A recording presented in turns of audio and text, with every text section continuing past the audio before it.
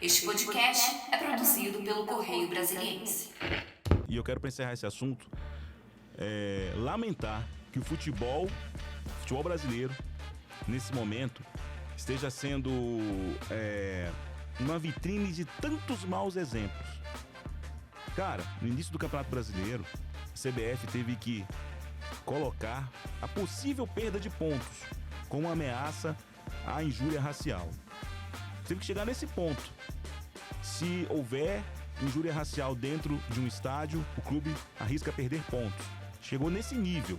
Sendo que lá atrás, o Grêmio foi banido da Copa do Brasil 2014. Quando uma torcedora teria xingado o goleiro Aranha de macaco da arquibancada. E aí o Grêmio foi banido nas oitavas de final, se eu não estou enganado, da Copa do Brasil. E aí todo mundo, agora esse problema vai ser resolvido. Não, a gente está em 2023. O Paulo lembrou, foi em 2014 isso. A gente está em 2023 e agora a CBF teve que colocar lá uma trava. Se tiver denúncia, for comprovado, o clube pode perder ponto. Esse é o primeiro ponto. A gente teve o caso do Cuca, que veio à tona. Mais um caso ético, um debate ético no futebol. Um exemplo que não serve para a garotada que está começando a jogar futebol saber que o técnico teve esse problema ao longo da carreira. Agora a gente tem um problema de jogadores manipulando jogos. Então, assim, o futebol precisa, antes de tudo, se reeducar. Fogão de novo pelas quebradas da esquerda, desce Marçal, se manda, vai embora, vai mais, garotinho. Cruzou pra área, pro tumulto, com essa de cabeça no travessão, voltou, Tiquinho, entrou! Golão!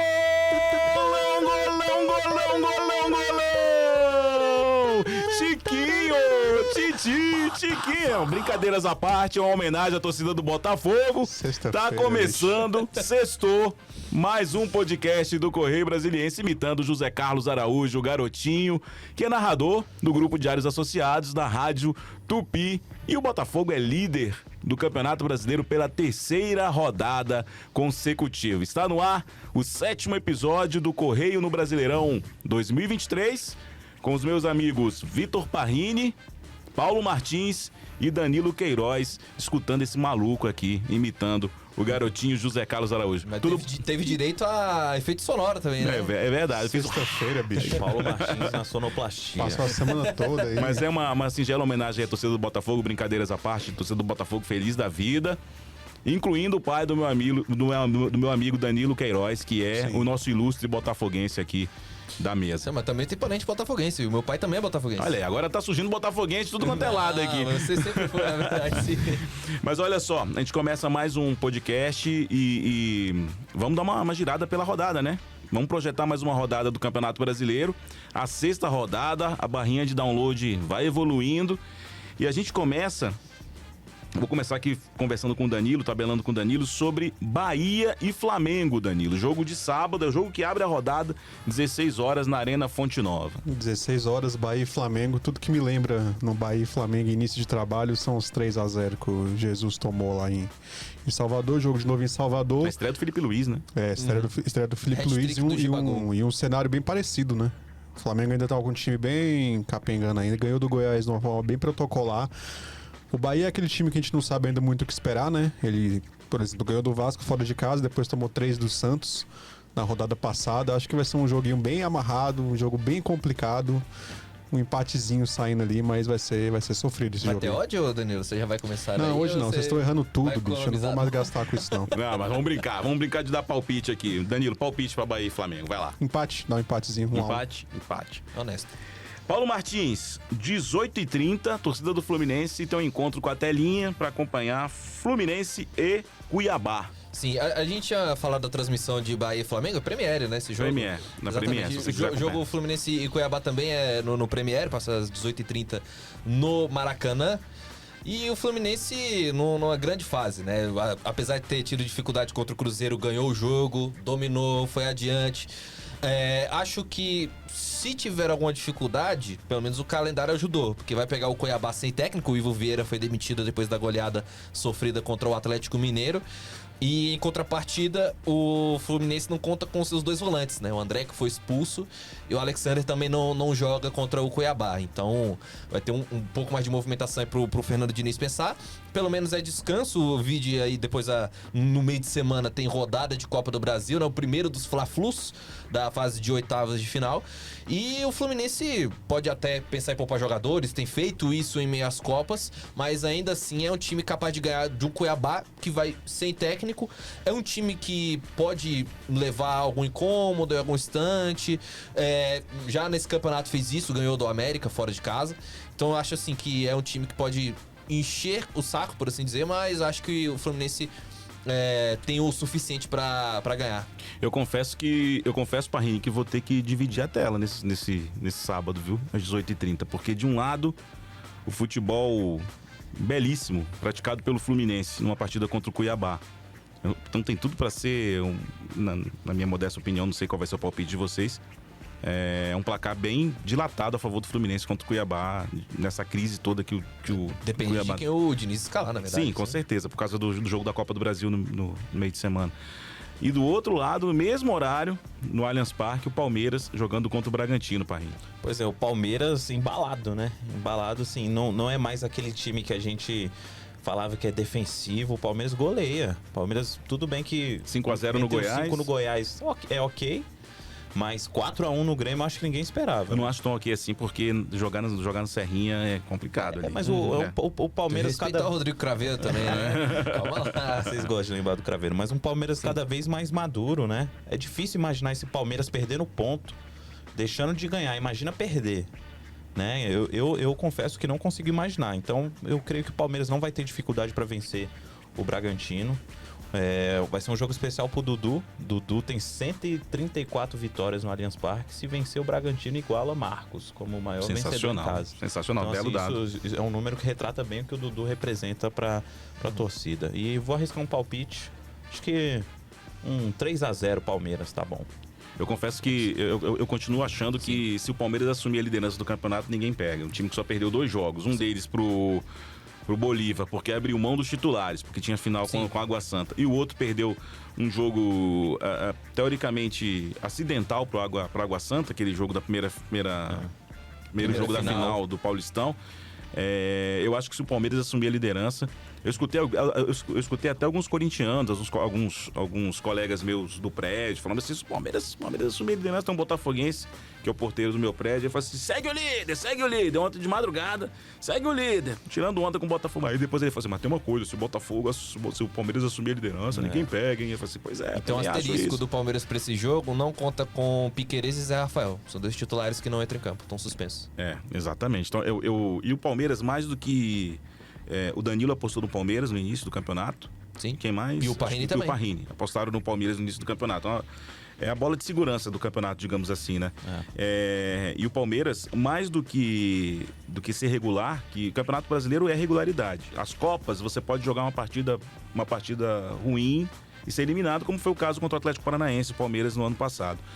Mas a regularidade do Palmeiras realmente encanta, e o futebol também passou a encantar. O Palmeiras está jogando um belíssimo futebol. Se a gente for analisar, acho que o Campeonato Brasileiro é o torneio sob medida pro Palmeiras, né? Um time que não perde ponto, dificilmente vai perder jogo no ano.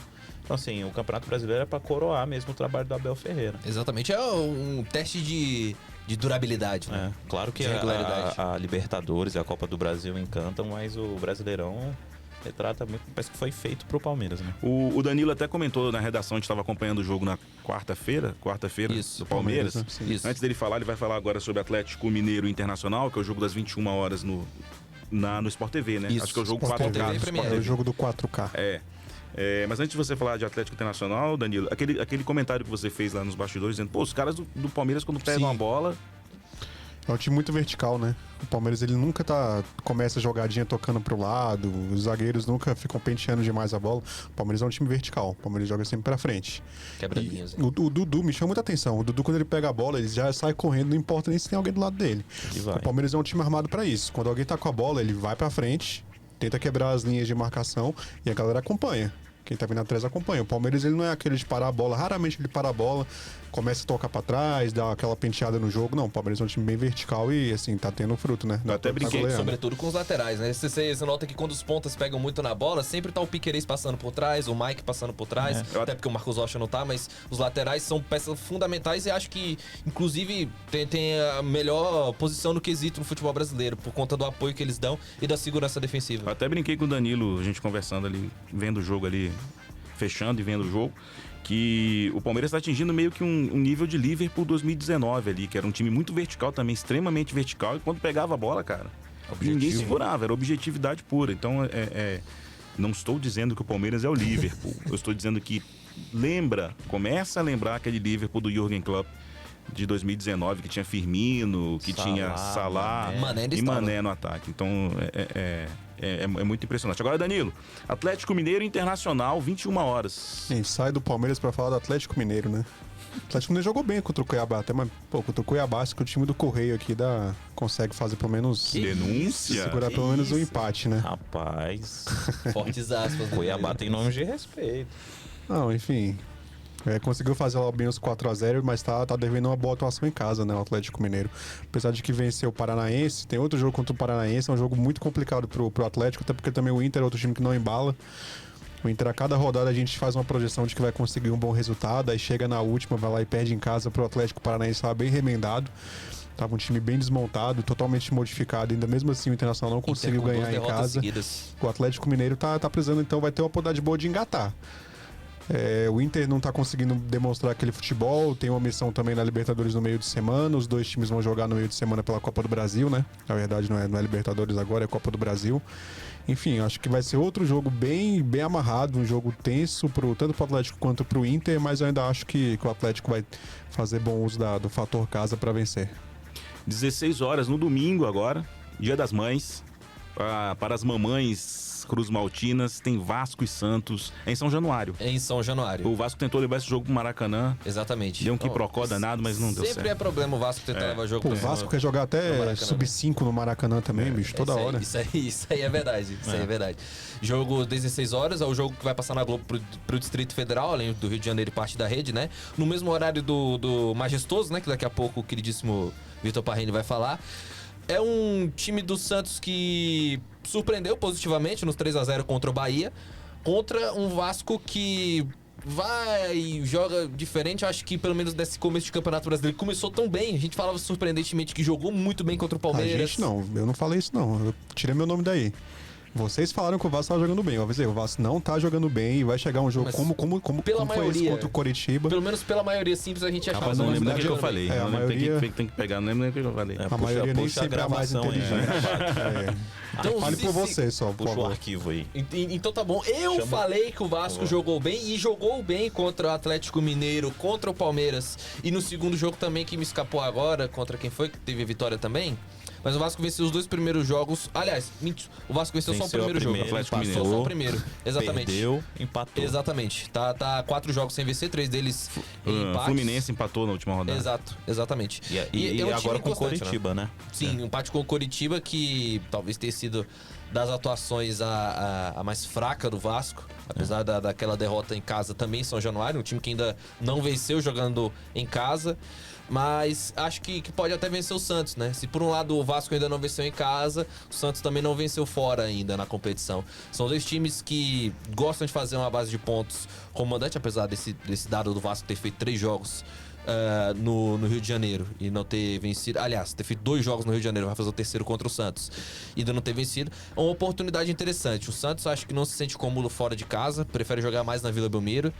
E são 2 times que tiveram calendários curtos, até pela curta participação nos estaduais, e que podem apresentar, inclusive acho que devem apresentar melhor futebol num trabalho que ainda busca os primeiros passos, apesar desse tempo maior entre os técnicos no Brasil, no caso do Barbieri e do Odair Helman. É um jogo que tem uma cara de empate até, mas acho que a força de São Januário pode trazer esses 3 pontos pro Vasco. Eu só acho o seguinte, eu acho inadmissível o Vasco tá apresentando futebol, que apresentou agora contra o Curitiba. Jogou de uma forma até bacana contra o Fluminense. Mas o Vasco só tem um Campeonato Brasileiro para disputar. Sim. Somente o Campeonato Brasileiro. O Vasco tá treinando uma semana e joga. Uma semana e joga. Agora, nessa semana, é que ele enfrentou uma rodada dupla ali. Então, o Vasco só tem isso, Danilo. O Vasco só tem isso para disputar. Então, assim, a torcida do Vasco tem sim motivos para ficar com uma pulga atrás da orelha. Um time que foi rebaixado sucessivamente nesse século, né? Não acho que o Vasco vai cair nessa temporada, mas o Vasco precisa apresentar algo mais do que vem apresentando, eu acho, porque o Vasco só tem, repito, o Vasco só tem isso para disputar. O Vasco e o Cuiabá. Vasco e o Cuiabá. Sim, Vasco e o Cuiabá. Curitiba também. O Curitiba também. Esses 3 times. E o jogo entre Vasco e Curitiba foi uma coisa tenebrosa. Mas, Parrini, vou falar em tenebroso, tem um Corinthians. Corinthians que, inclusive, eu vi um dos grandes ídolos do Corinthians, o Vampeta, preocupado, ele não falou em rebaixamento, mas preocupado com a situação do Corinthians, porque em 2007 ele fez parte de um Corinthians que cai para a segunda divisão pela primeira vez. E ele estava lembrando que naquela época o Corinthians começou a lançar muitos jovens também. Entre eles o Lulinha e outros jogadores que foram sendo lançados. O Luxemburgo lançou vários jogadores jovens na partida contra o Botafogo, perdeu por 3-0. Ele está querendo realmente romper com aquele Corinthians mais veterano, dar um F5 ali no time, dar uma atualizada, mas não deu certo. Nesse primeiro jogo não deu certo. E agora o Corinthians é mandante contra o São Paulo. O Corinthians nunca perdeu para o São Paulo dentro da Neoquímica Arena. E agora o Luxemburgo tem essa missão, o Luxemburgo que não consegue vencer, de defender essa hegemonia corintiana contra o São Paulo. Parrini, é com você. Antes de você falar, só passar uma informação importante aqui. A torcida do São Paulo prometeu baladinha. Eu vi. Para os jogadores do São Paulo se eles ganharem. Então leve isso em consideração antes de falar aí. Pois é. Situação crítica, né? Do Corinthians. Acho que existe confusão nos bastidores, tanto da diretoria, do próprio Luxemburgo, rompe de vez com medalhões, lança jogadores. Inclusive a diretoria já tem um plano aí, tem uma lista de dispensa pro final da temporada, nomes experientes, mas e aí traz quem, né? Falta muito planejamento do Corinthians para abrir a janela, né? Para essa sequência, assim. O Luxemburgo é o menos culpado, eu acredito, dessa situação do Corinthians. Ele chegou já na instabilidade. Tudo bem que a missão dele é arrumar a casa, resolver, mas a gente tá vendo que os jogadores também não estão fazendo a parte deles em campo, né? Você vê um Corinthians abatido, desanimado. Lento. Ontem contra o Botafogo me chamou a atenção porque o time toca muito de lado, uma passividade, parece que tá com um resultado confortável, favorável, mas não. Você vê, quando passa do meio de campo é difícil ver o Corinthians dar 3 passes e concluir uma jogada. O Corinthians perde a bola muito rápido, muito fácil. Então, assim, é confiança, né? Isso até vale citar o post que você fez, o artigo que você escreveu, né? Eu acho que os jogadores estão desequilibrados psicologicamente e o clube não tem nenhum profissional da área. Eu fiz um levantamento, postei até no blog na semana passada, que a comissão técnica do departamento de futebol do Corinthians tem quase 60 pessoas e não tem um psicólogo. E aí o Cássio já disse que o time está no limite psicologicamente. O Maicon chorou depois da derrota pro Del Valle. Da derrota pro Del Valle. Alguma coisa precisa ser feita realmente nesse sentido. Não, pois é, aí chega um clássico, né? Uhum. É aquilo, ou chega pra melhorar o ambiente, ou instala de vez a crise. Né? O Corinthians nunca perdeu, mas eu acho também que nunca esteve tão perto de perder pro São Paulo na E tem um detalhe, né, Parrini? O São Paulo ainda não perdeu com o Dorival Júnior. Não perdeu. E eu tava conversando com o Paulo Martins na redação antes de vir pra cá. Acredite se quiser, a melhor defesa do Campeonato Brasileiro é do São Paulo, só sofreu 3 gols. Do São Paulo. O Dorival chegou pra fazer o feijão com arroz. Né, assim, a gente não vê um São Paulo brilhante, mas já vê um São Paulo muito melhor. O São Paulo era um time que perdia bastante. Agora é um time que tá deixando de perder pra poder pensar em ganhar. Você vê, hoje figura no G6. Não tá no G6, tá em 7º, um pontinho atrás do Fortaleza. Né, foi um confronto direto. Acho que o ponto conquistado na Arena Castelão foi importante pra isso, né? Jogar contra o Fortaleza não é fácil. E era outro ponto que o Marcão, inclusive, falava há pouco, né? Que a mudança do Rogério pro Dorival. O Dorival é um cara que negocia mais o resultado, né? Sabe negociar ponto fora de casa, né? O Rogério Ceni é aquele treinador que eu quero ganhar. qualquer jeito. Não importa a circunstância do jogo. Então tem algumas circunstâncias de jogo, como foi esse jogo do São Paulo contra o Fortaleza no meio de semana, que o Dorival interpretou, cara, tá bom esse empate, tá bom, vou segurar, um pontinho aqui é precioso. São Paulo conquistou 8 pontos com o Dorival Júnior até agora. É muita coisa. Eu só fico tentando entender qual é o objetivo do São Paulo, né? Isso eu acho bacana. O Dorival, onde ele chega, ele sabe onde ele tá chegando. Sim. Se você pega o trabalho dele no Ceará, ele falou assim, eu tô no Ceará. A minha briga aqui é pra não cair. E o Ceará tava, até ele acertar com o Flamengo, tava ok a campanha do Ceará. Depois que ele sai, o Ceará cai pra segunda divisão. Quando ele vai pro Flamengo, de rebaixamento da Série B hoje, o Ceará. Quando ele vai pro Flamengo, ele sabe onde ele tá chegando. Eu falei assim, cara, esse time que eu tô assumindo aqui não é pra brigar por rebaixamento. O time subiu, depois desceu novamente. Mas eu tenho que arrumar esse time pra brigar pelo título da Copa do Brasil, da Libertadores, e ele conseguiu. Sim. Então eu acho que ele sabe que o São Paulo não vai brigar por título. Mas ele vai estar ali na Libertadores. E tem um detalhe. O detalhe, melhor dizendo, é uma pergunta, né? Eu, pelo menos, acho que não, mas eu acho que o elenco do São Paulo não é pior em relação à temporada passada. E muitas vezes a gente esquece da Sul-Americana e o São Paulo bateu o final da Sul-Americana. Né? Eu acho o elenco do São Paulo... Com o elenco que tá em relação à temporada passada? É quase o mesmo, pô. Não mudou quase nada, né, com o São Paulo. Eu acho um elenco mediano. Eu acho Paulo um elenco... Exatamente, mas é que tá. É um elenco mediano, mas não consegue a Sul-Americana? O que o São Paulo precisa, porque tinha um Del Valle muito bem montado. Né? Agora que vai chegar uma opção pro ataque aí, né? Pra dar um esquema maior pro Dorival. O Pato, né? O Pato não é uma salvação, mas assim... Manter a pergunta do último episódio. O Campeonato Brasileiro é bom. Um time que vive com problema no departamento médico, igual o São Paulo... Sim, mas o São Paulo, se a gente for ver, o que menos precisa de solução é o ataque, pô. O São Paulo tem lá dois atacantes A grande perda do São Paulo nesse ano é o Galopo. Ele tinha o Galopo Isso ainda. É verdade. Acho que... Se contar o Wellington Rato, que tá fazendo uma temporada interessante nesse momento. De um tricolor pra outro... Qual que é o palpite aí, o palpite ele não deu. o palpite. Fala para a câmera da verdade. Cara, jogo tenso. Coisa de 1-0, assim, gol do Corinthians de cabeça no segundo tempo. Eu acho que o Corinthians não perde. O Luxemburgo vai dar um gás nos caras. Não é pra perder, ele vai falar. O Luxemburgo só precisa melhorar a entrevista coletiva dele. A coletiva depois do jogo, inclusive com algumas declarações assim impublicáveis. Eu acho que o Luxemburgo tem que manter um pouco mais de equilíbrio na hora de dar entrevista. Equilíbrio. E responder realmente o que está sendo perguntado de boa, entendeu? A história dele é vitoriosa e ele precisa falar no presente, no que ele vai fazer daqui em diante para livrar o Palmeiras do Corinthians dessa enrascada. Pelo Palmeiras ele foi campeão paulista em cima do Tirei da filha.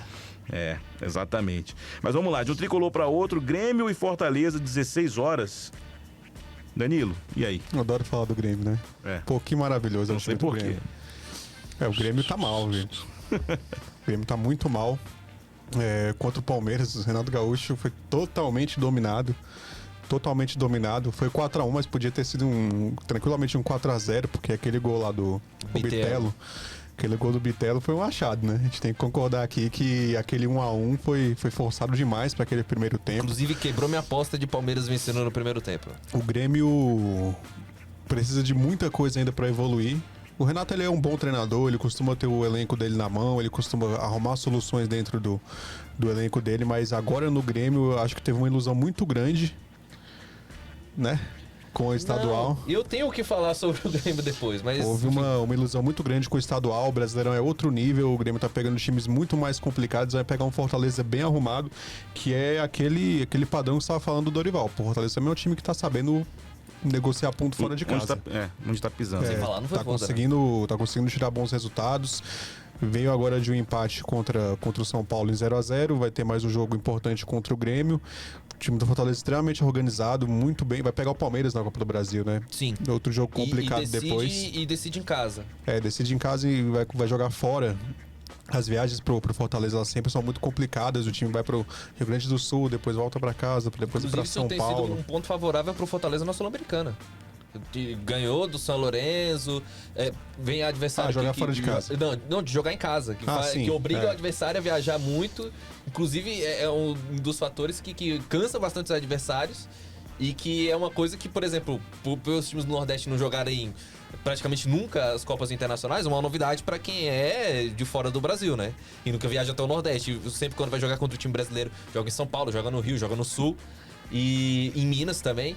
E isso é um ponto diferente. Pode ser favorável, inclusive, ao Fortaleza. Eu acho que vai ser jogo pra empate, porque o Grêmio ainda não tá demonstrando aquele futebol, mas vai jogar em casa, vai jogar com a torcida. Aquele gramado da arena também não é lá essas coisas, né? O Fortaleza acho que vai lá pra conseguir tirar um pontinho do Grêmio, vai voltar pra casa satisfeito. Acho que vai rolar um empate. Eu não gosto desse discurso do Renato Gaúcho de preciso de reforços. Não gostei da atitude dele de não levar o Luis Soares também não para o São jogo Paulo. com o Palmeiras. Cara, você fica pedindo um centroavante, você ganha o Luis Soares. Você não tá ganhando um centroavante qualquer, você tá ganhando o Luis Soares, uruguaio, cara lendário da seleção celeste, cara artilheiro do campeonato holandês, cara artilheiro do campeonato inglês, artilheiro do campeonato espanhol. E o que você faz com o Luis Soares numa partida importantíssima contra um cara do qual você é freguês, que é o Abel Ferreira? Você deixa o Luis Soares em Porto Alegre. Não usa o Luis Soares na partida contra o Palmeiras. Eu acho isso terrível. Assim, o Renato Gaúcho deveria ser veementemente cobrado pela diretoria do Grêmio por essa atitude. Não somente essa, mas também não levar a sério o Campeonato Brasileiro. Ele já começa com aquele discurso de que vamos brigar por Copas. Ele começa a jogar a toalha do Campeonato Brasileiro ao não levar o Luis Soares para uma partida importante dessa contra o Palmeiras. Não sei a opinião de vocês, mas eu acho lastimável que o Renato Gaúcho, que no Campeonato Gaúcho disse que o Grêmio praticava o melhor futebol do Brasil em determinado momento. Todo ano ele fala isso, né? Não, meu time hoje joga o melhor futebol do Brasil. E cadê esse futebol que ninguém viu ainda no Campeonato Brasileiro? E cadê esse futebol quando você vai enfrentar o Palmeiras? Cara, agora é a hora de mostrar que meu time joga o melhor futebol do Brasil, eu vou com força máxima. Aí você deixa o Luis Soares lá. Ele tá pedindo o Michael faz tempo. Pra quê? Pra na hora de enfrentar, digamos, o Flamengo no Maracanã, não levar o Michael, poupá-lo pro jogo, sei lá de quê, da Copa do Brasil? Se você tem um adversário como o Palmeiras, cara, usa a sua força máxima. Essa é só uma crítica ao Renato Gaúcho, um treinador que eu até gosto bastante, mas ele tem umas coisas que são realmente inadmissíveis. O Renato Gaúcho nunca ganhou o Campeonato Brasileiro. Ele deveria ter essa vontade, essa gana de ganhar o Campeonato Brasileiro. Concordo. Não adianta querer ser técnico da seleção sem ganhar o Campeonato Brasileiro, cara. Mostra que você tem potencial pra isso. Não, pois é, o Grêmio utiliza o Soares contra Bragantino, contra o Cuiabá também, fora de casa. Sim. Mas aí no jogo que teoricamente é pra tentar tirar ponto de um gigante, tentar fazer o time brigar por coisa maior, porque, pô, se empata com o Palmeiras, esse pontinho é precioso lá na frente pra brigar por um Isso G6 ou até um G4, né? Eu também não entendo. Exatamente. Parece que o Grêmio se apequena. Pô, nossa briga não é com o Palmeiras. Não, mas não, Inclusive- foi gestão errada mesmo. Eu acho que nesse caso do Soares foi gestão errada. O Soares não vai jogar todos os jogos do Campeonato Brasileiro. Sim, eu concordo com você. Concordo com você. deixar Foi uma ele gestão importar Mas errada. contra o Palmeiras não dá. Exagerado. O Palmeiras não dá pra Então, deixar foi fora. gestão errada, é isso que eu tô Exato, falando. Ele sim. jogou todos os jogos do estadual praticamente. É. Ele jogou muito no Campeonato Estadual. Jogou Copa do Brasil, ele jogou aqui em Brasília. Começou os 3 jogos Contra do Brasileirão. jogou contra Campinense. o Campinense, né? Jogou contra o Campinense Levasse aqui no Mané ele pra Garrincha. São Paulo, nem que fosse pra utilizar no segundo tempo, ou só usar Isso o é primeiro verdade. tempo. Mas aí, Opção. mas aí você observa o elenco do Grêmio e não dando precisamente a razão pro Renato, mas a diferença dos titulares pela reserva do Grêmio é muito gritante. Sim, É muito gritante. Que é um ponto, inclusive, Danilo Queiroz, que eu não levei em conta na hora de pensar assim em elenco. Tá começando Ei, a puxar pra jornalista, trás, hein? Tá começando a puxar pra trás, Danilo. Mas quem não erra, gente? Pelo amor de Deus. Não, claro. Quem não erra? Ele foi Mas na é onda que- do Renato Gaúcho. É, né? foi na onda do estadual. Sim, eu fui o cara que Empolgou. acreditou E que o o Grêmio poderia Renato brigar. Gaúcho é engraçado. Quando ele não puxa a sardinha pro lado dele, ele adora criticar os outros, né? pois é. Eu lembro dele falando, não, se preocupa não, em 2017, né? O Corinthians vai cair, né? Que o Corinthians do Carille tava despontando, invicto. Exatamente. O próprio Exatamente. Jesus, né? Ele falava Falou se do time de tivesse o 200 elenco. milhões, e chegou tal. no Flamengo e não ganhou nada. Falta ele se provar, Ele é né? vítima, o Renato Gaúcho é sempre vítima da língua Da dele. língua, é. Exatamente. Ele falou do time de 200 milhões e não conseguiu comandar o time de 200 milhões. Falou que jogava o melhor futebol do Brasil no Campeonato Gaúcho, repito, Campeonato Gaúcho, todo respeito ao Campeonato Gaúcho, mas o Campeonato Gaúcho não pode servir de parâmetro para uma projeção de um Campeonato Brasileiro, de Copa do Brasil. Que é outro time que tá na Série A, não chegou na final. Exatamente. Né? Chegou na final foi o Ipiranga. Disse que o time jogava o melhor futebol do Brasil e a gente está procurando esse melhor futebol do Brasil até agora no Campeonato Brasileiro. Candidato a melhor time do Brasil na última semana, aqui no futebol brasileiro é assim, é o melhor time na última semana. Melhor time da temporada na última semana. Na última semana. O Atlético Paranaense vem subindo muito, Paulo Martins, e vai enfrentar o Coritiba em um dos clássicos da roda. Que a torcida do Coritiba e do Atlético se comportem em Coritiba, né? Sim. Foi lindo no início do ano Eu ia lembrar isso. aquela arquibancada somente com crianças e mulheres. Mas teve outros jogos. Pois Vai lá, é. Paulo. É aquela coisa, né? São dois times que passam por semanas um pouco complicadas, pelo menos nos bastidores, né? O Coritiba afastou o Aleph Manga por conta de um envolvimento, aliás, da citação dele naquela planilha da Operação Penalidade Máxima, né? Deflagrada pelo Ministério Público do Estado de Goiás. E hoje, nessa sexta-feira, né, que a gente tá gravando, há pouco o Atlético Paranaense rescindiu o contrato de 2 jogadores, né? Do lateral direito Pedrinho, que, como eu tava falando com o Parrini antes da gente vir pro ar, estava sendo titular, foi titular contra o Flamengo, foi barrado antes de jogar contra o Internacional, era uma peça interessante do time crescente do Paulo Turra, e também o volante Brian Garcia. Foram 2 jogadores que tiveram os contratos rescindidos nessa sexta-feira. E, assim, apesar dessas mudanças, o Coritiba também teve a questão do anúncio da SAF, né? Que vai virar SAF, vai ser mais uma a jogar o Campeonato Brasileiro. A sexta SAF da Série A. A sexta SAF do Brasileirão. E assim, pelo parâmetro que a gente tem, o Coritiba é um dos times com pouco calendário. O Zago chegou no começo do Brasileiro e não apresentou ainda todo aquele futebol, inclusive tá na zona de rebaixamento. Paulo Turra com um futebol crescente.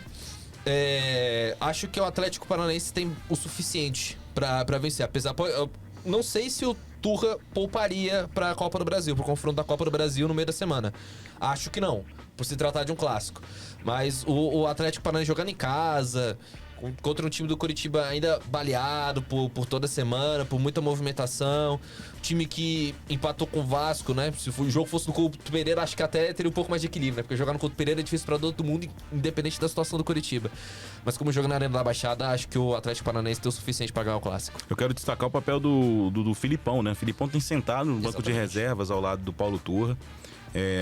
O Paulo Turra é o ungido do Luiz Felipe Scolari, né? Quando ele sai... Pra dizer que o Filipão é aquela voz da consciência ali atrás. Quando ele sai, quando ele se aposenta, ele escolhe o Paulo Turra para assumir o time. Então eu até escrevi no blog que o Filipão tá funcionando mais ou menos como o Antônio Lopes na Copa de 2002. Sim. O Antônio Lopes sentava ali perto dele, mais experiente que o Filipão, e ficava sempre dando uns toques ali pra ele. Só não funcionou naquela dupla Parreira e Filipão em 2014, na Copa de 2014. Vixe, meu Deus. Ali eles não se entenderam muito não, mas o Filipão tem sido muito importante para o Turra nesse início de trabalho.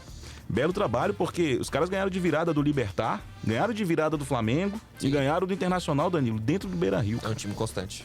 Essa questão do Filipão aí, eu tenho até uma opinião meio diferente disso aí. Sim. Eu acho que a atualização daquele meme, o novo técnico do Flamengo é o Valdemar, o senhor Valdemar. Pô, ele não aposentou? Por que ele quer ficar no banco de reservas lá no... Eu acho que é meio forçado. Mas é aquela função, ele fica ali. Eu conversei com um colega meu lá eu vou até pontuar aqui que eu não sei qual tipo de participação que ele tem. Eu conversei com não sei se isso acontece, mas assim, eu conversei com um colega forçado. meu, Júlio Filho, lá do 1-2 Esportes. A gente bateu um longo papo sobre isso, falando sobre outras coisas. Ele falou que realmente o Luiz Felipe Scolari sente que o Turra precisa ainda de ter alguém experiente ali do lado dele. E ele escolheu ficar ali... É o primeiro ano dele como efetivo, né? Os dois têm um certo entrosamento. O fato é que... O trabalho do Turra tá melhor que o do Cudê? Não tô comparando o trabalho de ninguém, não. Tô só falando a questão do cara tá lá do lado... Pô, precisa de coaching agora do lado pra ficar dando dica? Não precisa, pô. É até bom pesquisar isso, Danilo. De repente até uma pauta pra uma matéria. Como é que tem sido o comportamento do Abel Braga com o Maurício Barbieri, por exemplo. Ele tem ficado no banco. É um outro caso. A gente tem o caso também... acredito que não. O Muricy Ramalho com o Dorival. Eu acho que o Muricy é mais de ficar também Nos bastidores, assim, tudo bem, mas, pô, eu acho uma cena até meio Ou o estranha. Muricy se afastou, agora eu tô em dúvida. saiu do São Ele se Paulo. afastou, né? Ele se afastou por causa da doença, é Acho verdade. até uma cena estranha. Mas com o Rogério Ceni ele não ficava, o Muricy não ficava no banco, não. Então, não é normal a gente ver isso. É normal a gente ter um treinador experiente, um ex-treinador, no caso do Felipão, né? Por trás dos bastidores, fazendo outro tipo de trabalho, mas eu não vejo o menor sentido dele ficar no banco de reservas. A gente não vê um dirigente no banco de reservas, não existe. Ou ele é da comissão técnica, ou Olha ele que o não Marcos Braz fica, hein? No banco de reservas? De vez em quando ele tá Ele lá. mexe. E pode isso? Nem sei se pode isso. De vez em quando ele tá sentado lá. Pode observar que ele tá lá. O Marcos Braz sai do nada ali. Enfim, eu acho... Confira na bula depois como é que entra, né? Enfim. Eu acho uma cena até Tem presidente, tem presidente que aceita receber a taça de campeão brasileiro em vez de deixar o capitão ou o técnico. Ah, sério. Não, E mas quando eu acho não, eu tô demais. falando do presidente do clube. Quando não, leva o presidente da república pra receber o troféu, que eu acho também uma coisa assim, lamentável. Turra tem talento, deixa ele caminhar com as pernas dele lá. Não precisa ficar ofilhar a imagem do Filipão do lado do Turro o tempo todo, não. Concordo, Pra mim bacana esse contraponto Está do Danilo. um busto, né? Falando assim, eu preciso do meu talismã do lado. Não é bem assim. Desse aspecto eu concordo, sim. América Mineiro e Cruzeiro, 18h30, também no domingo, fecham a rodada. Eu acho que o América Mineiro não ganhou ainda, né? Não, tem continua. um ponto só, que foi do empate no meio da semana contra o Bragantino. E o Cruzeiro Com vinha... 2 pênaltis, vale destacar. Exatamente. E o Cruzeiro vinha naquela empolgação, né, de ter dormido na liderança no sábado passado, mas não conseguiu sustentar, obviamente, porque o Botafogo tomou a liderança, primeiro o Palmeiras, depois o Botafogo, terminaram assumindo a liderança do Campeonato Brasileiro. Eu acho que é uma partida muito bacana pro Cruzeiro se testar. O Cruzeiro vê realmente se tem time para não brigar contra o rebaixamento. Foram vitórias importantes contra o Santos, né? Vitória importantíssima contra o Santos. E Não jogou mal contra o Fluminense. o jogo contra o Fluminense também eles não jogaram mal. Depois a gente vai até falar de uma cena absurda no jogo do Cruzeiro contra o Fluminense. Os caras disputando pra cobrar pênalti ali. De várzea, né? Depois de aquilo várzea. ali- Tá com um isso amigo, é. você briga com ele. Não, eu bato, a bola é minha, não sei o quê. Mas eu acho que o Cruzeiro vai ganhar esse jogo. Eu acho que o Eu Cruzeiro também ganha esse acho. jogo no Independência. Eu também acho. E América e Cruzeiro não se enfrentam pela Série A do Campeonato Brasileiro desde novembro de 2018. O Clássico Tem Mineiro, tempo, hein? o Clássico Mineiro da primeira divisão virou América O e Cruzeiro passou na Série B. Não é que virou América e Atlético, não. O clássico na sempre sé- vai ser na série- Atlético e Cruzeiro. mas Série na A. Série A. Sim. O Danilo até fez uma matéria ano passado retrasado. A gente mostrava que os clássicos estavam desaparecendo, né? Os clássicos estavam desaparecendo da primeira divisão. da né? divisão. E essa narrativa volta um pouco esse ano, né? Com todos os grandes times do Brasil. Agora volta. Exatamente. E, inclusive, vale fazer uma ressalva aqui. Os dois times estão bem diferentes em relação ao que foi as semifinais do Campeonato Mineiro, né? Estão bem diferentes. O América passou por cima do Cruzeiro dos 2 jogos. O Cruzeiro teve um monte de problema no meio, com o Mineirão, com a coisa do Ronaldo, o Pesolano foi embora, chegou o Pepe, inclusive com um começo até melhor do que o esperado, me parece. E jogando bem. Porque o Cruzeiro tem, tá um campeonato, assim, Aceitável. aceitável, tá razoável o que o Cruzeiro tá fazendo até então, né? Dá pra brigar até por mais. Não sei se o Cruzeiro belisca até uma vaga em pré-Libertadores. Seria um ano perfeito. Sim. Seria um ano perfeito. O começo do trabalho do Pepe é promissor. Acho que dá pra ganhar do América. Não sei o que aconteceu depois do estadual que o Mancini se perdeu, talvez com o calendário em Copas. Tenha feito alguma coisa pro América não somar ainda. É até estranho o América perder em casa pro Cuiabá, por exemplo, né? Que isso é um ponto que fica muito batendo em cima. E acho que o Mancini, se há uma fila ali de técnicos na Berlinda, por assim dizer, o Mancini é um deles.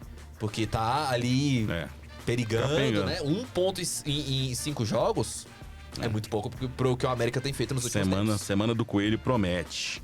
Como promete também a apuração da Polícia Federal. Bicho, vocês não vão falar de Goiás e Botafogo, não, pô? A gente pulou aí, é um erro meu. Antes da gente falar, então obrigado, Danilo. Segue o líder. absurdo. Barrini, Segue o líder. Botafogo tá embalado, hein? Com quem tava Goiás e Botafogo aí? Desculpa. Torcedor do Botafogo. Comecei narrando um gol do Botafogo e esqueci do Botafogo. Não sei quem tá com o Botafogo aí, mas o Botafogo já igualou o recorde de São Paulo de 2011, né? Conquistou 15 pontos em 5 partidas e agora tem a chance de pegar o recorde pra si. O Goiás e Botafogo, o jogo aqui, torcedor do Botafogo, compra passagem, pega a estrada, fim de semana, vai lá no Fazendinha, não, Fazendinha é do Corinthians, na Serrinha. Estádio Ailê Pinheiro. O Rodrigo Craveiro vai me matar falando Fazendinha. Serrinha. É hora de invadir aquele estádio lá pra Pra apoiar a torcida do... O Botafogo pode fazer até o Craveiro tava brincando com isso, que o Botafogo vai fazer a cena, né? Pode se tornar o primeiro time na era dos pontos corridos a vencer os 6 primeiros jogos do Campeonato Brasileiro. O único time 100% de aproveitamento. Com 100% de aproveitamento. E o Luiz Castro cuspiu marimbondos na entrevista coletiva, falando que tentaram menosprezar o Botafogo, mas que agora o Botafogo entrou nos trilhos e faz uma boa campanha. O Luiz Castro realmente faz um bom trabalho. Faz um bom trabalho. O que uma fase não faz também, né? Da Taça Rio pra líder invicto em 5 rodadas. Eu só critico um ponto em relação ao Botafogo.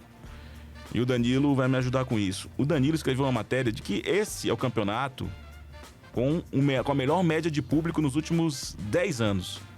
É isso? Acho que ele fez um levantamento, acho que é nos últimos 10 anos. Melhor média de público. Isso até 2 rodadas. Acho que nem são 10 anos, não. É dos pontos corridos. Dos pontos corridos. Uma melhor média de público. E o Botafogo está na liderança do Campeonato Brasileiro. E o estádio Newton Santos, a gente ainda vê um pouquinho daqueles desenhos do escudo do Botafogo na arquibancada, né? Demandando de torcedores que compareçam ao Newton Santos, encham a casa. O Flamengo nessa dificuldade toda, saindo do rebaixamento, colocou 40 mil torcedores. Algum de vocês falou isso.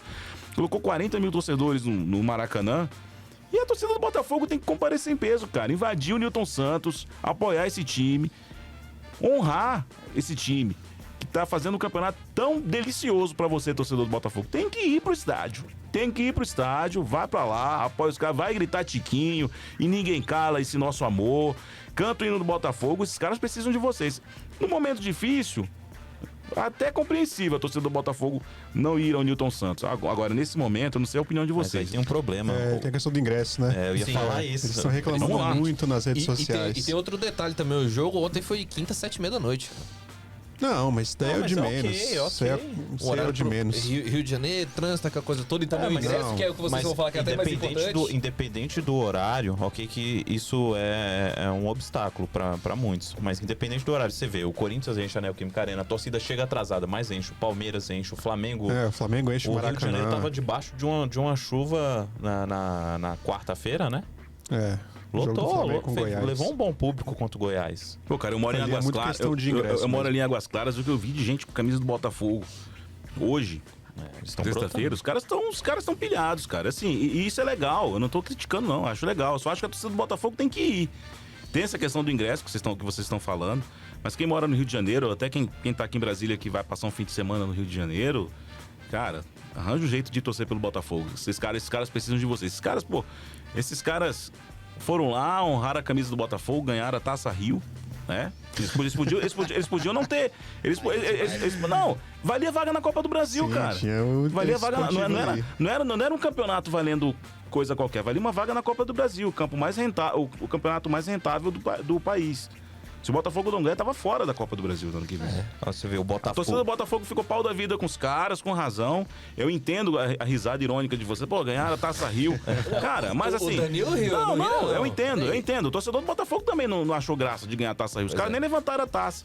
Mas os caras jogaram. Se passasse pra semifinal também garantiu. Acho que o torcedor do Botafogo trocava perdendo a semifinal do Fluminense pra ganhar a Taça Rio. Mas os caras jogaram e fizeram o que tinha que fazer. A gente precisa de quê? Não é da taça, é da vaga na Copa do Brasil. Sim. No ano que vem. E os caras foram lá, agora a taça, vou levantar, não vou levantar. Aí é outra questão.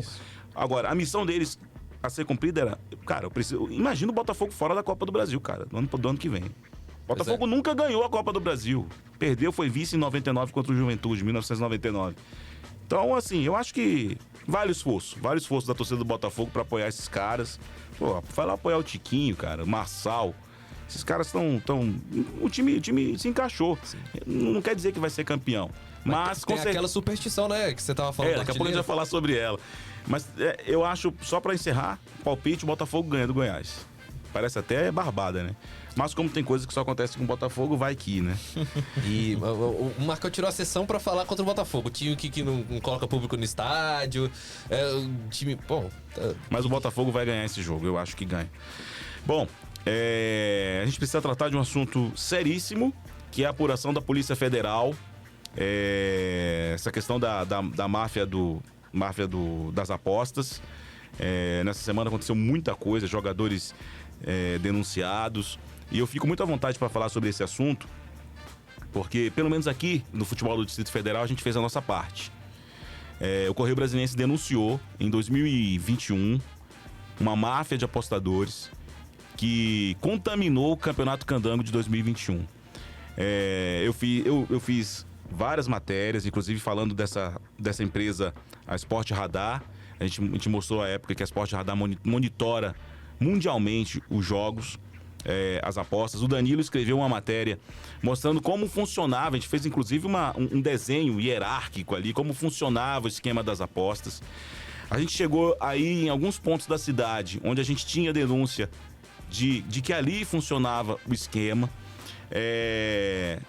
E isso gerou movimentação no Ministério Público do Distrito Federal, uma longa apuração. O Formosa foi um dos times mais atingidos por isso. O Formosa foi rebaixado para a 2ª divisão. O Real Brasília também foi outra vítima disso, foi parar na 2ª divisão, com gente infiltrada dentro do time. Então a nossa parte aqui no futebol do Distrito Federal, o Correio Brasiliense cumpriu e alertava o tempo inteiro ao Brasil que isso um dia chegaria na 1ª divisão. Então, eu fico muito feliz e ao mesmo tempo triste que isso esteja agora vindo à tona, porque a gente está falando de 2 anos, a gente está no intervalo de 2 anos. Ninguém estava dando a mínima para isso, porque estava acontecendo em campeonatos quase que invisíveis, como o Campeonato do Distrito Federal, a 2ª divisão, 3ª, 4ª divisão do futebol carioca. A gente viu denúncias no Ceará.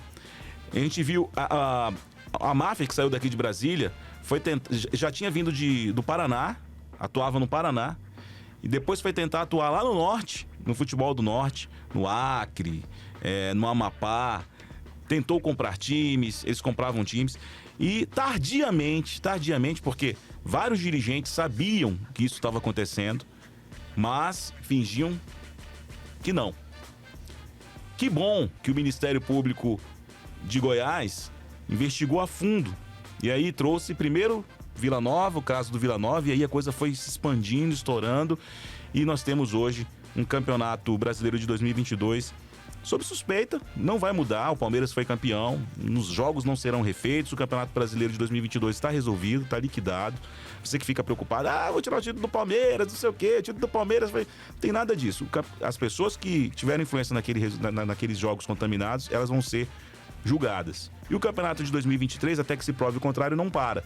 O presidente da CBF, Edinaldo Rodrigues, disse que o campeonato continua, até que a Polícia Federal mostre provas mais robustas, e aí sim, a gente não sabe o que pode vir por aí, talvez o futebol brasileiro pare. Eu quero saber a opinião de vocês sobre essa questão da máfia das apostas. Inclusive a nossa capa de hoje, uma matéria assinada pela Rafaela Gonçalves, da Editoria de Economia, Política e Brasil, mostrando que a medida provisória já foi encaminhada para a Casa Civil e as empresas de apostas devem ser regulamentadas. Faltava regulamentação para que elas atuem no Brasil. E aí tem uma série de exigências para que isso aconteça. Danilo, você que acompanhou um pouco daquela apuração lá, acompanhou muito, na verdade, daquela apuração no futebol do Distrito Federal, sua opinião sobre esse tema terrível que agora se alastra pelo Brasil, né? Então, e pelo mundo também, né? Teve jogador nos Estados Unidos, jogador do Flamengo, revelado pelo Flamengo, que foi afastado do time do Colorado Rapids por causa dessa questão das apostas no Brasil. Então, tem muita gente que fica pensando muito na parte esportiva, né? O torcedor, ele tem essa visão de pensar, o campeonato vai parar, o campeonato de 2022 está manchado, não sei o que lá. Mas tem também uma questão ética muito grande pra gente discutir, né? Nessa questão toda de aposta. Porque o jogador que batalhou desde pequenininho, tinha lá os seus 7 anos de idade, começou a lutar para chegar no status de time de Série A, trocar uma carreira por causa de, sei lá, 50 mil, 70 mil reais, para manipular o jogo, porque assim, a gente sabe que isso é uma manipulação de resultado. A gente pensa, às vezes, um cartão amarelo, mas o cartão amarelo faz uma diferença, um cartão vermelho faz uma diferença, um pênalti faz uma diferença no resultado. Então a gente tem que realmente chamar isso de manipulação de resultados. Embora muitas vezes não chega a concretizar uma modificação muito séria no placar de um jogo. Mas é uma questão ética muito grave do que é o brasileiro, do que é o futebol brasileiro de forma geral, pra gente parar e pensar muito. Aposta esportiva hoje é uma coisa que tá enraizada já. Isso é um cenário que tem que ser regulamentado, que vai ser regulamentado a partir de agora, mas é isso, passaram-se a lei que aprovaram as bets aqui no Brasil, ela é de 2018.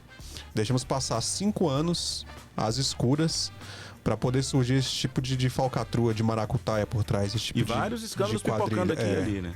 Vários escândalos ainda mais graves do que esse. Sim. Porque assim, no Candangão, por exemplo, que a gente apelidou de Candangate aqui, ele tinha muito uma nossa questão série de mesmo... matérias chamou do Candangate. Candangate, foi batizado pelo Danilo à época. Tinha muito uma questão de manipular o resultado em si. Porque aqui em Brasília não tem isso, né? Campeonatos menores não tem como se apostar, o tal jogador vai receber um cartão amarelo na partida. Quem tem um mínimo de vivência nesse tipo de mercado sabe como é que funciona essa mecânica toda. E no Candangão era assim, tinha muita manipulação do resultado em si, né? Tal time ganhar de tantos gols a mais. E no Brasileirão pareciam coisas menores. Era um cartão amarelo ali, um cartão vermelho, um pênalti em tal tempo. E assim, é uma coisa pra gente parar e pensar enquanto sociedade mesmo, porque é muito sério. É muito sério o esporte. E isso acaba manchando também outros jogadores, né? Eu parei durante essa semana pra ouvir o que jogadores e treinadores tinham pra dizer sobre a situação. Gente que não tá envolvida. Eu ouvi entrevista do Abel Ferreira, do Everton Ribeiro também. O Marçal do Botafogo ontem. O Marçal do Botafogo ontem também falou sobre isso. E todo mundo dando uma versão que, assim, cara, isso mancha o jogo de uma forma. Teve o caso do Gabriel Menino, que o Palmeiras ele tem uma jogada que eu já tinha visto antes já. Começo do segundo tempo, Palmeiras 2, Vasco 2. Teve essa jogada do Palmeiras 2, Vasco 2, que na saída de bola, o Gabriel Menino ele faz uma inversão pra lateral e a bola sai. Aí já o pessoal vai falar, é manipulação. Não era, cara. Se você puxar a final do Paulista contra o Água Santa, teve alguns outros jogos que também aconteceu, o Palmeiras faz a mesma jogada. Aí, ó o que acontece quando... Vamos falar o nome dos caras que estão realmente denunciados, como um Bauerman da vida, que estava na Série A. Sim. Se envolve numa maracutaia dessa. Como que é sério? Isso mancha uma categoria inteira, né? Sim. Enfim, é um tema muito delicado, que se a gente for ficar falando aqui, já passar horas e horas e horas debatendo não só a importância do que isso causa no meio esportivo, mas também enquanto sociedade, na forma ética mesmo, que é um escândalo ético e esportivo muito, muito grande. E o Danilo tocou num ponto interessante da jogada do Gabriel Menino. Agora, naturalmente, assim, a gente vai ver um erro meio grotesco e vai pensar, pô, será que... Isso virou até piada de forma indevida, né? Isso, de certa forma, fragilizou o telespectador, né? Fragilizou o apaixonado por futebol. Eu confesso que erros sempre vão acontecer, né? Vão seguir acontecendo por aí. Só que isso manchou realmente o esporte, é uma falta de ética tremenda. Eu não vou dizer que justifica, mas assim, os caras manipularem resultados num futebol candango da vida é muito diferente da Série A, porque aqui, às vezes, os caras mal vivem, mas mal têm os salários, né? Vivem peregrinando, não justifica, mas é uma realidade bem diferente. A gente tá falando, pô, da alta cúpula do esporte do Brasil e até da América do Sul, pelo nosso mercado, pela nossa moeda em comparação aos países vizinhos. Sim. É um problema gravíssimo. Eu queria colocar uma pergunta pra vocês, pra gente passar pro próximo assunto. Será que a gente tem aqui, né, os principais pontos da MP das apostas esportivas, e aí as operadoras vão ter que se enquadrar em vários temas. Vocês acham que uma das formas de controle disso é acabar com essas apostas que dependem diretamente de um jogador? Por exemplo, você apostar numa goleada é diferente de você apostar com quantos minutos vai sair o primeiro escanteio do campeonato, porque você precisa de alguém que faça esse escanteio. Sim. E jogue a bola para a linha de fundo. Ou que horas vai ser o primeiro lateral, ou que um jogador receba um cartão vermelho. Vocês acham que essas casas de apostas vão ter que se enquadrar nisso? O governo brasileiro vai ter que enquadrar, olha, vocês podem ter aposta de placar, quem vai ganhar. Agora, essas apostas mais pontuais, que dependem de um jogador, sim, não. A verdade é que a variação de mercados dentro de uma casa de apostas, às vezes é o que chama a atratividade para um jogador. né? Por exemplo, alguma odd, por exemplo, do resultado final não me é interessante, vou jogar outra coisa. Só que essa questão muito específica talvez tenha razão, né? Mas aí vai depender de como isso vai agir, né? Porque se precisa de uma emergência desse tamanho para chegar a esse nível de ter que regulamentar só porque o Campeonato Brasileiro, vamos dizer assim, tá ameaçado, vamos colocar entre aspas, de ser paralisado, tem que chegar mesmo essa urgência, né? Ou seja, isso não poderia ter sido feito antes, isso não poderia ter sido escolhido antes, né? Que, infelizmente, isso é uma realidade que acontece no mundo todo. E não só no futebol, né? A gente observa vários outros casos no mundo todo, por exemplo, em países até vizinhos da América do Sul, em que você observa, né? E que, inclusive, com a pesquisada até maior, dá pra observar de jogadores que fazem isso na primeira divisão, na segunda divisão, porque às vezes é o meio de sustento. E aí a gente entra em um problema social que, por exemplo, o Bauerman, que foi o exemplo que o Danilo citou, não precisava. O Bauerman, por exemplo, não precisa. Aí a gente cita um outro jogador que tá lá atrás. Aí é, por exemplo, quando eu chego no caso do Atlético Paranaense, que Teve 2 jogadores. cortou os contratos com os 2 jogadores. Eles são jogadores que perdem mercado. Pedrinho foi vice-campeão da Libertadores ano passado. Jogador da base do Atlético Paranaense. Ele tem um nome ali no currículo. Só que ele tem também na história dele, ou pelo menos ele ainda ele tá apenas na planilha. Ele não tá entre os jogadores suspeitos. Ele é apenas um jogador que pode ser investigado. Ele tá apenas naquela primeira planilha que incluía jogadores como Aleph Manga, por exemplo, que foram suspensos por conta dessa primeira suspeita. Ele, até que se prova o contrário, ainda não fez nada. Nem o Brian Garcia, que também chegou depois no Atlético Paranaense. Mas até provar alguma coisa, esse cara é tido como o cara que fez algo contra ele, contra a própria carreira e contra o Atlético Paranaense, por exemplo. Esse é um ponto legal que você tá tocando. Eu tava vendo, o Júnior foi muito feliz falando em defesa dos jovens jogadores. Júnior comentarista, Júnior ex-jogador, a Copa de 82, maestro. Flamengo, maestro.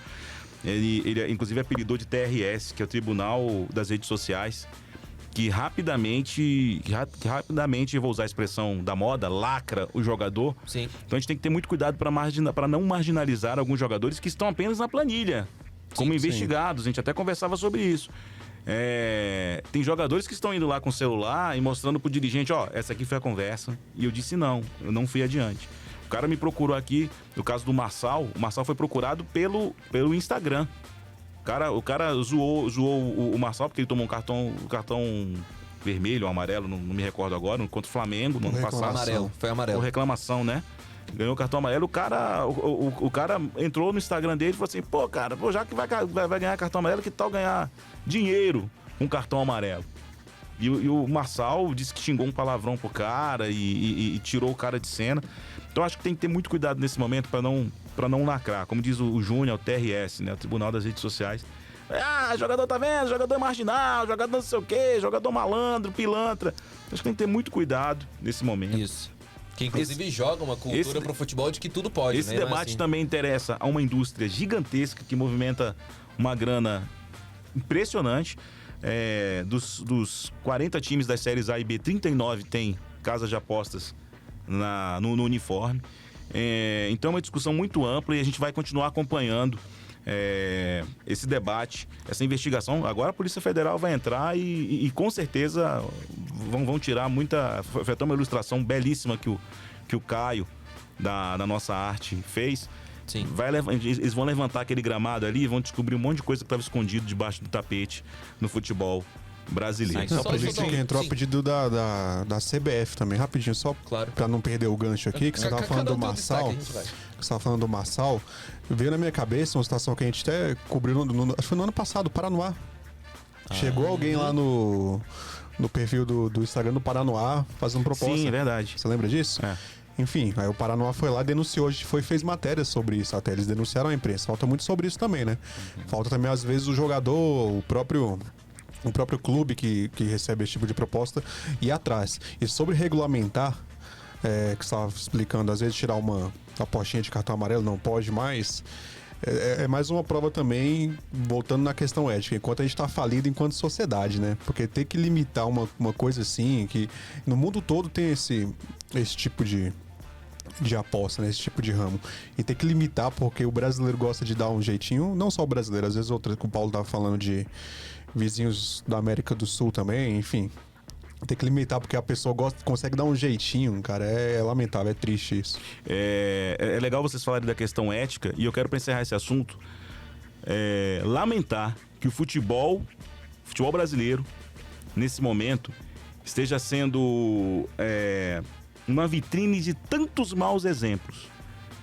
Cara, no início do Campeonato Brasileiro, a CBF teve que colocar a possível perda de pontos como ameaça à injúria racial. Teve que chegar nesse ponto. Se houver injúria racial dentro de um estádio, o clube arrisca perder pontos. Chegou nesse nível. Sendo que lá atrás, o Grêmio foi banido da Copa do Brasil 2014. quando uma torcedora teria xingado o goleiro Aranha de macaco da arquibancada. E aí o Grêmio foi banido nas oitavas de final, se eu não estou enganado, Isso. da Copa do Brasil. E aí todo mundo, agora esse problema vai ser resolvido. Não, a gente está em 2023. O Paulo lembrou, foi em 2014 isso. A gente está em 2023 e agora a CBF teve que colocar lá uma trava. Se tiver denúncia, for comprovado, o clube pode perder ponto. Esse é o primeiro ponto. A gente teve o caso do Cuca, que veio à tona. Mais um caso ético, um debate ético no futebol. Um exemplo que não serve para a garotada que está começando a jogar futebol saber que o técnico teve esse problema ao longo da carreira. Agora a gente tem um problema de jogadores manipulando jogos. Então, assim, o futebol precisa, antes de tudo, se reeducar. É inadmissível que isso esteja acontecendo. É um caso atrás do outro. E aí eu vou citar Robinho, e aí a gente vai citar Daniel Alves, e aí a gente vai... Teve um jogador também que foi afastado, foi do São Paulo? Pedrinho. Agressão. A namorada. Goleiro Jean. Então, isso não é futebol. Exato. Isso não é futebol. E é um trabalho muito complicado também, né? Só pra fechar essa questão da minha parte, eu achei um pouco curioso dessa questão do julgamento das redes sociais afeta, claro, porque é a vida e o nome de uma instituição, né? De chegar ao nível do Atlético Paranaense, de ter feito o seguinte, estava afastado, os dois jogadores, o Pedrinho e o Brian Garcia, estavam afastados antes do jogo no Internacional, e agora não vão poder integrar o elenco antes do Atletiba. E com um contrato rescindido, ou seja, o cara tá sem trabalho. Mas a questão é que na nota do Atlético Paranaense coloca que os contratos estão rescindidos e que o clube não fala mais sobre o assunto. Ou seja, o Atlético não pode falar mais nem contra o assunto e apenas falou assim, isso aqui já não é mais da nossa alçada. Ou seja, jogadores que são suspeitos, que não tem uma pena em cima deles, foram julgados como criminosos e logo foram cortados pelo clube. Estão sem trabalho e podem correr esse mesmo risco, por exemplo, de ter uma carreira manchada, de não poder achar um outro clube. De um Pedrinho que foi formado no Atlético Paranaense, vice-campeão da Libertadores, não achar um outro lugar mais na carreira. E eu vou dar uma deixa aqui pra CBF. Não é só máfia de apostas. Abram os olhos com venda de mando de campo. Abram os olhos com venda de mando de campo, tá? No próximo podcast a gente fala sobre isso. Bom, Danilo, eu quero conversar com você agora sobre a Série D do Campeonato Brasileiro, mas também falando de máfia de apostas. Porque o campeonato da Série D, Danilo, é quase que invisível, né? É invisível, ele tá invisível. É invisível, não tem transmissão. Não tem transmissão. Não tem transmissão. Por enquanto. E eu queria que você falasse um pouquinho sobre isso, porque times como o Brasiliense e Ceilândia, por exemplo, que são times aqui da cidade, ficam vulneráveis a apostas na Série D. Contextualizando de forma bem rápida, a Série D até o ano passado tinha um contrato com a Stat TV, que era uma plataforma paga. Antes era a Eleven Sports, né, que fazia de forma gratuita. Sim. Depois veio para a Stat TV, que é uma plataforma paga. E a Stat agora rescindiu esse contrato. Disse que não tinha como fazer essa transmissão por questões insuperáveis. Enfim, a CBF foi pega de surpresa, né, que isso foi esse ano, não tem muito tempo. E aí, quem tem o direito de transmissão da Série D é a CBF. Ela dá uma ajuda de custo para os clubes bancarem passagem, bancarem hospedagem, e isso configurou para a CBF como venda do direito de transmissão. A CBF diz, isso é a informação que eu tenho, a CBF está resolvendo. Para a terceira rodada tem tudo para ter já uma plataforma. Porque também não é simples, né, se fazer uma negociação a toque de caixa de direito de transmissão. A CBF, a partir da terceira rodada, deve conseguir uma emissora, uma parceira para poder fazer essa transmissão. Na semana que vem deve ter novidade disso. Mas enquanto isso, os clubes não estão podendo fazer. Na semana passada, o Ceilândia ia transmitir o jogo dele, a CBF ligou, barrou. O Brasiliense nessa queria transmitir também. O Brasiliense é um time que sempre faz. Eu já tive a oportunidade até de trabalhar nas transmissões do Brasiliense. E agora contra o Anápolis não vai ter. E não pode nem entrar torcedor, que é portões fechados. E o Ceilândia vai jogar fora de casa. São os últimos 2 jogos como mandante que o Brasiliense tem como mando ainda daquela briga com o Nova Venécia. Enfim, só resumindo, é um campeonato que está às escuras. A CBF quer resolver, pelo menos está se movimentando para resolver, mas passaram aí 2 rodadas que nenhum jogo foi transmitido. A CBF não liberou por causa disso, está em negociação avançada e para ela não faz sentido os clubes aí fazerem essa transmissão em YouTube, já que ela está fechando com um parceiro. E essa segunda rodada vai ser assim, nenhum jogo transmitido. E eu convido você a ler na edição deste sábado do Correio Brasiliense, a gente vai ter uma matéria justamente sobre isso, sobre a situação da Série D, que está às escuras em meio a toda essa onda de máfia de apostadores. Danilo, o Brasiliense enfrenta o Anápolis nesse fim de semana. Isso, 5 horas no Cerejão. Sem torcida, né? O Brasiliense vem de vitória, obviamente, 2-0 na estreia. E o Ceilândia enfrenta o União Rondonópolis. União Rondonópolis fora de casa, 16 horas. Estádio Lutero Lopes. Isso. Ambos tentando manter aí 100% de aproveitamento. Só uma partida, obviamente, mas venceram. E Vitor Parrini, o Real Brasília tem uma missão difícil nesse fim de semana, ou não? Pelo Brasileirão Feminino. É difícil, porque, cara, um dos times mais tradicionais do cenário, a Ferroviária de Araraquara. E Ferroviária que é terceira colocada, né? Tá brigando ali junto com o Flamengo e o Corinthians ali pela primeira posição. Acho que é a hora do Real Brasília mostrar que veio no campeonato. Tá na zona de rebaixamento, mas porque tem um jogo a menos. O Atlético Paranaense jogou hoje, ganhou do Bahia. Então, assim, o Real Brasília tá com 10 pontos. Pode, se ganhar, vai novamente se distanciar a 3 do Atlético Paranaense, mas vai ficar a 4 do Cruzeiro. Então, assim, é a chance de poder equilibrar e beliscar pelo menos uma vaguinha ali, 7ª, 8ª colocação. E o fim de semana também tem mais Brasília em campo, né? Tem a Série A2 e a Série A3. Na Série A2, o Minas Brasília encara o Botafogo no Newton Santos às 17 horas domingo. Sábado amanhã. Sábado. E o Capital joga contra o Uberlândia pela vaga às quartas de final da Série A3. Legal. Empatou 1-1, jogo de ida, jogo também no sábado. Pra terminar, o nosso produtor já disse que o nosso tempo estourou aqui, mas eu vou avançar um pouquinho mais, só pra gente terminar com algumas curiosidades aqui. Eu tava levantando e conversando com o pessoal que a primeira edição da Era dos Pontos Corridos, em 2003, do Campeonato Brasileiro, não teve Palmeiras e Botafogo. Os dois tinham sido rebaixados em 2002. O Palmeiras foi campeão da Série B em 2003 e o Botafogo vice-campeão da Série B também em 2003. Inclusive foi um quadrangular final que tinha um time candango brasiliense. Foi Brasiliense, Sport, Botafogo e Palmeiras disputando 2 vagas para a primeira divisão. Então, 20 anos depois, meus amigos, o Botafogo é líder do Campeonato Brasileiro e o Palmeiras o vice-líder hoje. E para você, torcedor botafoguense, uma curiosidade, você que é supersticioso pra caramba aí, em 1995, o Botafogo emplacou o artilheiro do Campeonato Brasileiro pela última vez. Um artilheiro, Paulo, com a letra T. Ele mesmo. Túlio Maravilha. Túlio Maravilha foi o artilheiro do Campeonato Brasileiro de 1995, o cara da conquista.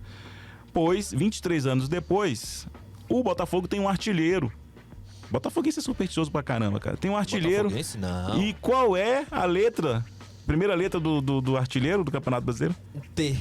T disso aqui, disso pouquinho. De um tiquinho, digamos. Tiquinho Soares é o artilheiro do campeonato com 5 gols. Aí o cara vai dizer assim, isso quer dizer o quê?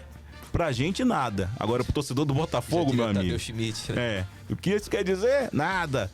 Pro torcedor do Botafogo diz muita coisa. O cara é supersticioso. O Danilo é filho de botafoguense. Vai contar essa história pra ele. Papai, também. A última vez que o Botafogo teve um artilheiro foi com T. Túlio Maravilha em 95. O Tiquinho, pois é. Então, mas assim... tem várias outras coincidências também. Tem várias mesmo outras. Campeão carioca, mesmo campeão do carnaval e por aí vai. E aí já tá levantando ali. E aí eu vou fazer um pinga-fogo rápido aqui. Fogo.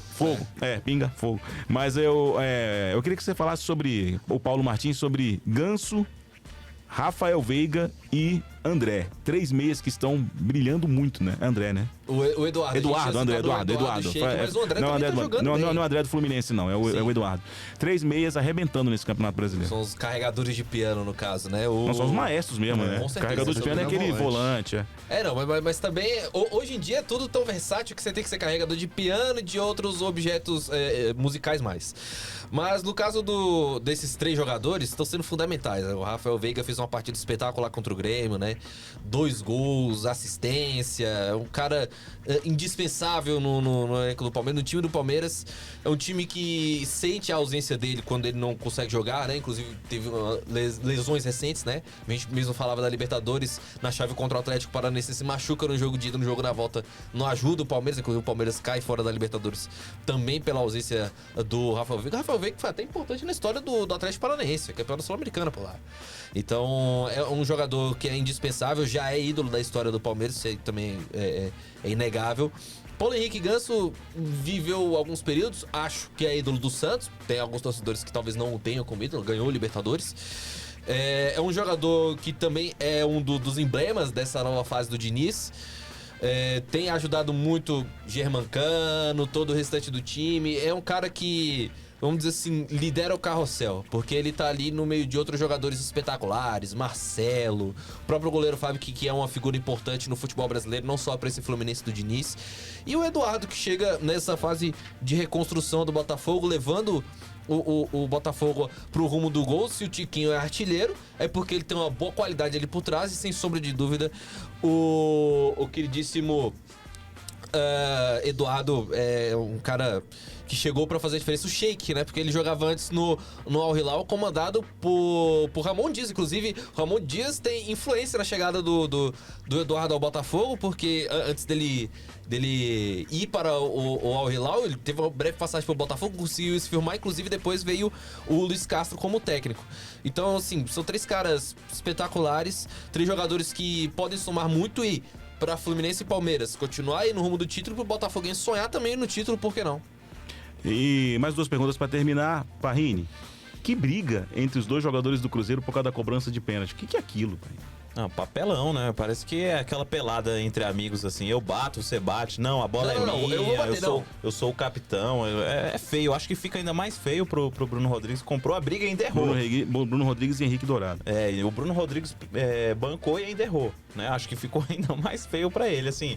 É uma coisa inadmissível, mas também falta um pouquinho do treinador ter pulso e definir, ó, é fulano, no segundo batedor é esse.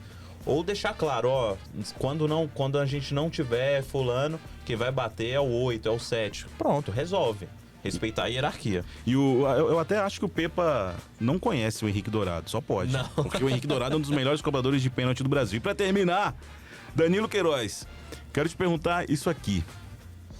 O que tá mais fluente, o português do Jorge Sampaoli ou o Flamengo dentro de campo?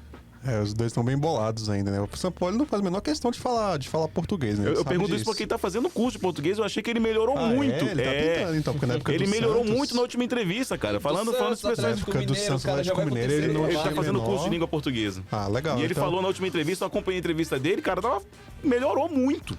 Não, eu também acompanhei as entrevistas dele e eu já senti que ele deu uma melhorada A nisso esposa do São Paulo é brasileira, não? Ele tem residência fixa no Rio de Janeiro, inclusive. Enfim, são 2 coisas que ainda estão meio emboladinhas, mas pelo visto, então, vão melhorar ao longo do tempo. Tem evolução, vai ter sequência. É isso, então. Você segue acompanhando. Hoje a gente esticou um pouquinho mais, porque esse debate sobre as casas de apostas, a máfia das apostas pedia. A gente se excedeu um pouquinho aqui, peço desculpa ao meu produtor. Mas você pode continuar acompanhando a cobertura do Correio Brasiliense no Brasileirão 2023 no correiobrasiliense.com.br. Pode acompanhar também nas redes sociais, no blog Drible de Corpo, na edição impressa do jornal.